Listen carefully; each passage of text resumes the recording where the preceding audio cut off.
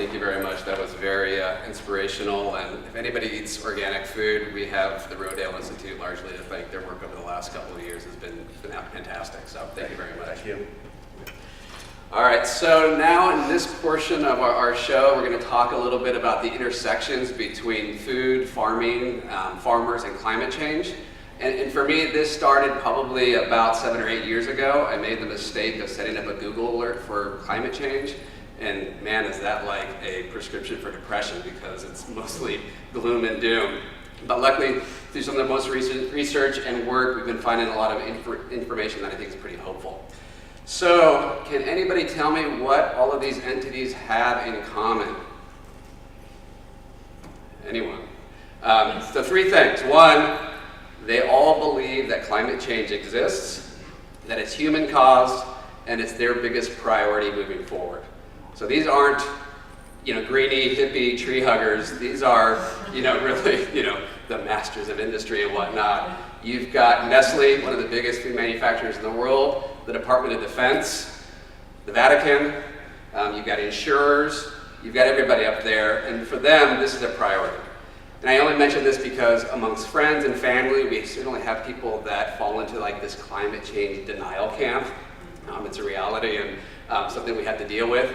But it's not just sort of the usual, characters saying that climate change is real and it's a big deal. It's these folks right here. So that's just something to keep in mind. So when we usually hear about climate change, it usually falls in 2 camps. It's either one on the sort of, emission sides. It's dirty coal-fired plants, it's the Keystone Pipeline, or it falls into something around like renewable energy technology, solar panels on your roof.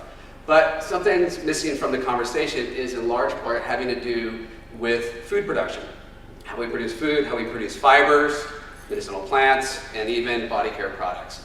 So using some of the data from a consortium of groups, including the ETC group, Grain, and Via Campesina, what they've done is look at the breakout of the whole picture as it relates to food and farming. And that whole picture is that industrial farming largely is one of the bigger contributors to climate change. So it breaks down in a couple different areas. One, 11 to 15% is happening largely on the farm. Mechanization, pesticides, those types of things. But we also see a huge, creation of emissions largely through land use changing, especially deforestation for agro-export. So just this last week, The Guardian in the UK came out with a big study where the vast majority of all deforestation happening right now, not only in the global south, but also in Canada, is happening for exportation of agricultural goods. And it's mostly kind of the big uglies, GMO soy, corn, those types of things. And then one thing that's often missing is in this global food system is the whole production process. Whether it's food miles, packaging, production, all this contributes to climate change as well. There was a real important study that came out probably about 10 years ago. The average was that the average food item in the United States traveled like 1,600 miles. Sometimes it's way more than that, sometimes it's a little bit less. But the bottom line is our global food system is very global, and it's traveling in a lot of ways that aren't necessarily planet friendly. And then finally, the big one that we often overlook is waste. And so this plays out in 2 different ways. In the global south, it's usually a problem of infrastructure, lack of refrigeration, roads, those types of things, processing. In places like the United States, we waste a lot of food. There was a University of Arizona study that came out maybe about 5 or 7 years ago, and it was estimated about 40 to 50% of our food we just simply throw out. And all that contributes to climate change as well through emissions. So what this plays out specifically in terms of food production, I think this is one thing that we often overlook, and not to be really kind of doom and gloom, but it's certainly a big issue that we're seeing across the whole globe. In terms of productions, one, we're going to see an increase, or I should say a decline in yield. And they're expecting by 2080 a decline anywhere between 15 to 20% in sort of like basic cereals. Certainly water pressure, as Coach mentioned, we're seeing drought right now in the food basket of the United States in Central California. This is something that we're going to be seeing in really critical areas moving forward. And then we also have this notion of kind of these increased extreme weather events. And the one example that I found particularly relevant for the line of work we do is there was a huge typhoon in the Philippines, and it wiped out tons and tons of coconut producers. And that had ripple effects across the globe. This is the kind of thing that is going to be happening increasingly so in the years to come and impacting in big ways the global food chain. And then one thing that really is kind of a bummer, if you ever want to like look at your favorite food, coffee, cocoa, wine grapes, you name it, they're all being impacted by climate change, and it's generally not good. So just to give you an example, right now coffee producers in southern Mexico, throughout Central America, are dealing with a rust, what's called la roya in Spanish. And what this basically does is through climate change we're seeing increases in pest infestation, and it's also with a couple of variations in degrees. Plants aren't flowering, we're having reproduction problems. So we're seeing a huge impact that's been happening, really, that we've been recording for the last 10 years plus on producers throughout the world. And this is a big issue. And I should also say it's important here in the United States, for growers of stone fruit, there's like winter chill hours, there's all these things that are very climate dependent. So by not addressing those, we're really kind of setting ourselves up to fail. So kind of shifting gears a little bit and talking about how this kind of plays out proactively and positively across the globe. 2014, according to the United Nations, was going to be this big year of celebrating the family farmer. And not only in the United States, but really abroad as well, we kind of have this romantic notion of family farmers, and we talk a lot about it in propaganda. But in reality, there's not a whole lot of oomph behind it. So there's a couple things that need to be kind of taken into account when we talk about this, especially as it relates to food production and climate change. One, by and large, small farms, organic farms are much more resilient to some of these extreme weather conditions. So whether you're talking about Nicaragua, Cuba, or even New England, diverse organic farms largely can weather these events way better than industrial agriculture, especially monocrops. And in some cases, they actually have bumper crop years in many cases, and so we've seen that in a number of countries, especially in Central America of late. The other thing that we often overlook is that small farmers, for the most part, really are reservoirs for biodiversity. On these monocrops or the big industrial plantations, you have one, in many cases, genetically identical crop that gets planted for many, many miles or hectares. Small farmers, by necessity, but through many, many years of development, have created really biodiverse, agro-biodiverse farms that not only benefit them in terms of their food production, but we also rely on them as well. So crop developers often have to go back to sort of centers of origin, like in Mexico, to find new varieties for development to address things in the United States as well. Another thing that's often overlooked with small producers is they're really reservoirs or safe areas that are GMO-free. Right now, as GMOs are really exploding, not only in the United States, but now really the new markets are, so to speak, in the global south. We saw a shift from recombinant bovine growth hormone here in the United States, and now that's actually taking hold in places like Brazil, for example. So it's kind of like the cigarette manufacturers, looks 10 years ago. Cigarette smoking was going down in the United States, so let's look at the developing world. Same thing with GMOs. And another important fact that we talk about, and I think this is really relevant when we talk about food and famine and whatnot, and can organic feed the world, the bottom line is that the some 900 million small farmers are growing the vast majority of food for humans on only a quarter of the land. So that's really important to realize. And then finally, as Coach just mentioned, there's been a number of really good studies and data that small farms and organic farms are far more productive than industrial farms. Not only are you getting, sort of your basic food crops, but you're also getting fodder for animals, medicinal plants, a whole host of things. So a corn farm in Mexico versus a corn farm in Iowa, they may not produce the same amount of corn per hectare, but you're also getting a lot more bang for your buck on the smaller biodiverse farms.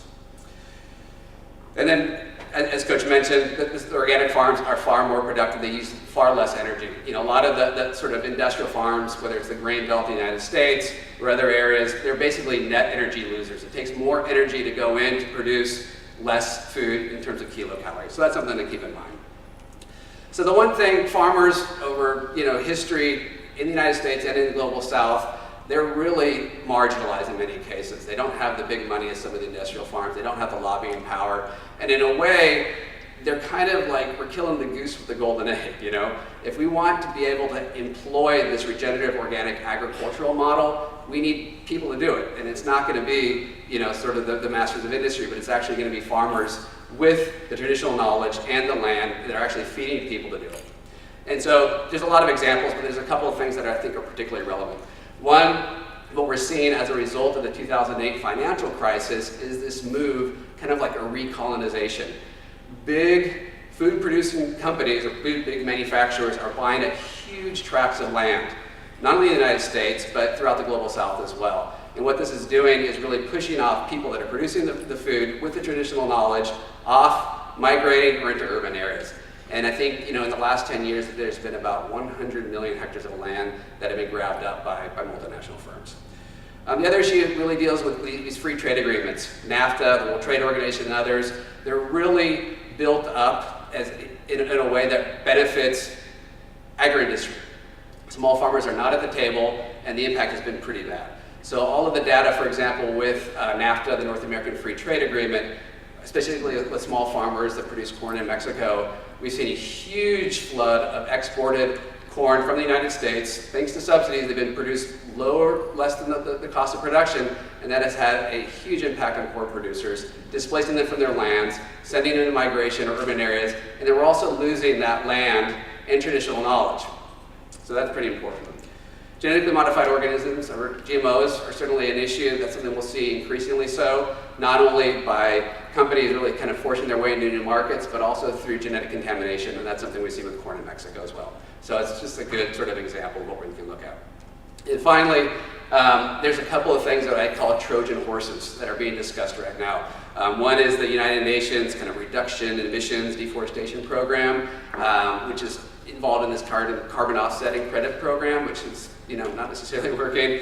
And then another thing we'll be hearing about in the near future, which is climate smart agriculture, which on its surface sounds good, but in terms of how it's going to be employed, maybe not so good. You've got the likes of Monsanto, the Gates Foundation, and from their mind, they think of like no-till associated with GMO is really the way forward for farmers. So these are things that are kind of out there and you should be aware of. So the one thing, at least for me in dealing with my own depression around this issue is it almost seems like Debbie Downer from Saturday Night Live is involved in like our PR firms for climate change. It's really, it's tough. It's like we hit that 350 mark for parts per million of carbon dioxide, or all the way to 400, like what can we do? So I think what some of the work that Rodale has done and others has been really great because it gives people hope. So I always like this quote from Harvey Milk. He was the first openly gay elected official in the United States. And the bottom line is we got to give people hope. Like hope motivates folks. If we talk about sort of these like cold hard numbers without really many alternatives, that's demoralizing. And so we have to really think about hope any way we can as we look forward to the future. So talking a little bit about some of the interesting things, both on the positive and negative side for moving forward, both on mitigation, adaptation, and reversal, there's a couple of things that I just want to kind of touch on before we open it up. Given our sort of work in fair trade with a specific focus on small producers in the global south, there's a couple of things from our own personal experience that I think is actually pretty important and something that I think should be continued to move forward throughout the global south.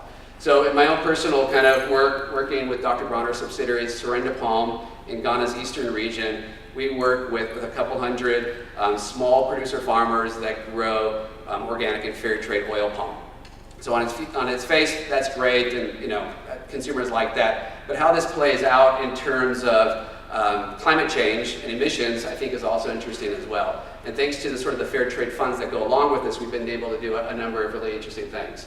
So for example, recycle all of our biomass back to the farms, which really boosts up our fertility and keeps the farmers producing at a high level, keeps them on the farm, and does really quite well for kind of our agroforestry efforts. So this is all the biomass and waste that we see. We use cover cropping throughout our small orchards. We're looking at anywhere between 0 to 5 hectares, which isn't that, it's not a lot of land. But this is something that, we deal primarily with the small farmers. We use mulch, obviously. We recycle our waste. Some of the effluent from the process goes back and it has a lot of nutrition, which I think is important. And we've also done quite a bit of reforestation. I think in the last couple of years, we've planted about 80,000 trees in just our small area alone. And that's both native kind of hardwoods as well as oil palms, which are native to Western Africa. So I think those are something that are really important as well. And of course, we provide technical support because there's this big gap between kind of how things operate, for farmers that are under the gun trying to make it to next harvest versus what we'd like to do in terms of a long-term perspective. And of course, compost, as Coach mentioned, is kind of like our supercharged way to increase fertility and reverse climate change. So here's some of the things we're doing compost-wise. So there's some also policy issues that I also want to bring up that are in many ways kind of low-hanging fruit, but even easier said than done. Right now, both in Europe and the United States, we're spending a lot of money in supports in the marketplace and subsidies for biofuels, which are net energy losers, and they're big emitters of greenhouse gases. One thing people have discussed of late are CAFOs, concentrated animal feeding operations, which are feedlots. So not only do they emit, through this kind of like, manure lagoons and everything else, like, methane, for example, but they're the end point of this industrial food chain, which starts with GMO seed and ends up with really poor quality meat. And one thing we've talked about a lot at Farewell Project is whether or not we should include plantations, monocrops into the fair trade system. Should we reward and provide a premium for a system that necessarily is not as holistic as we want moving forward? So this is kind of a big question that's being discussed currently. But some on the positive side, which I think is really hopeful and exciting, is that really the action in the United States on climate change, and particularly urban agriculture, is really at the city and the municipal level. So there's all sorts of things that are happening right now that I think are really great and exciting. So for example, San Francisco just passed a law which allows for rezoning, which means you could basically get a lower tax rate if you were able to have a portion or all of your land zoned as agriculture. So there's some different ways we can do in terms of push and pull that I think are really exciting. One project we worked on maybe about 10 years ago in Woodbury County, Iowa, which is not exactly San Francisco, they were pushing through an economic development program which would provide tax breaks if farmers converted to organic and then supplied local institutions. So I think there's a lot of really neat models out there. Now we just got to get the people behind them and push them. Certainly institutional policy is great. In terms of the biggest purchasers of food in the United States, it's the government, really. The Defense Department, schools, hospitals, those types of things. And if we really start to focus and provide preferences to that, I think we can really drive the marketplace and support farmers in the process. Retail, we talk a lot about different purchasing preferences on the retail side, but I think if there was some leadership there as it relates to climate change, not that anybody in the room would be interested in that, but maybe some way we can provide some support as well. And then the other thing is how do we scale up this model, practically speaking? There's this sweet spot between traditional knowledge and all of the research that folks like Rodale are doing. So we really need to provide some public support for that, shift away some of the subsidies that we're doing at the university level towards GMOs and that type of thing for regenerative organic ag or agroecology. And then finally, something really practical everybody can do is like at the family level. I mean, if you just did like vermicompost with all your food waste, like that I think is a really important first step. It's easy and it really connects you back to kind of like the farmer for those of us that live in urban areas.